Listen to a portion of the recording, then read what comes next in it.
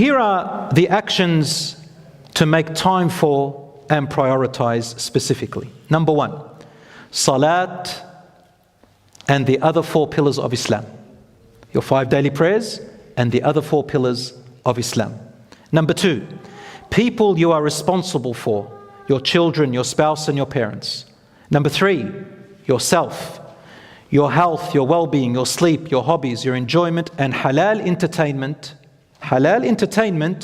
to re-energize yourself. Remember when I gave you the example of binge watching?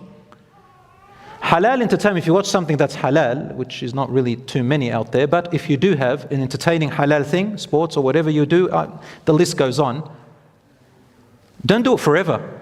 Make a time for it, just enough to re-energize yourself. Once you start feeling that you're feeling lethargic and it's meaningless, move on. You've got to do something different. Number 4, your promises and your agreements. So your honesty in work and your contracts and promises you make. This needs to be a priority in the management of your time. And if, for example, if you work, for example, 9 to 5, you have a contract.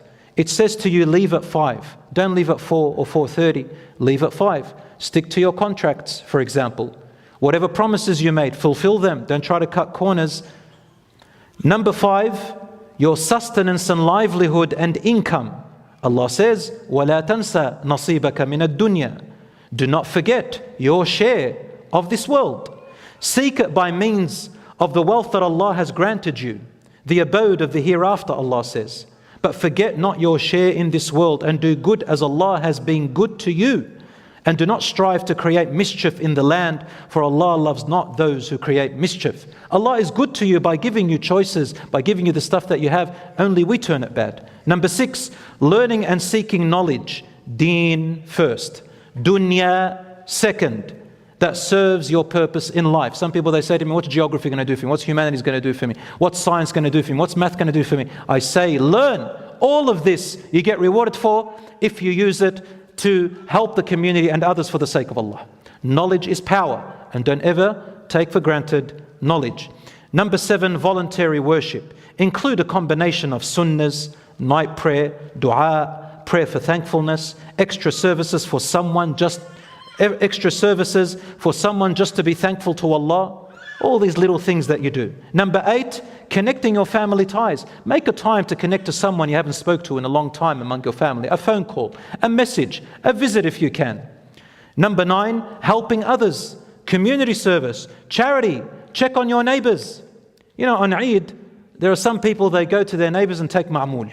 It's Lebanese Arab culture. And you know what? There are some of them used to talk about Muslims and Islam tremendously, and it created a bond. At least if they didn't become Muslim, they think of Muslims in a different way. And at the end of the day, you do it for the sake of Allah, not just to convert people. Number 1, it is you and your deeds which are going to matter to you. And Allah says in the Quran, Ya ayyuhan nas alaykum anfusakum la yadurrukum man dalla idha ihtadaytun. O people, at the end of the day, you are to be concerned about your development and yourself. Those who are misguided cannot harm you if you are guided.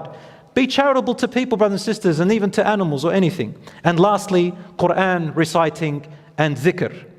And I'll just put it last just as a number, but this can be in the beginning. Throughout your day and throughout your night, brothers and sisters, this is a sunnah which has been forgotten by a lot of people. When you wake up, there is a dua you say. When you go to sleep, when you exit your home, when you come into your house, when you wear your clothes, when you take off your clothes, when you go to the bathroom, when you eat, when you drink, when you're scared, when the moon comes out, when the sun comes out, when you go to learn, when you go to work. Everything has a beautiful dhikr and a dua. It takes you 3 seconds to say them.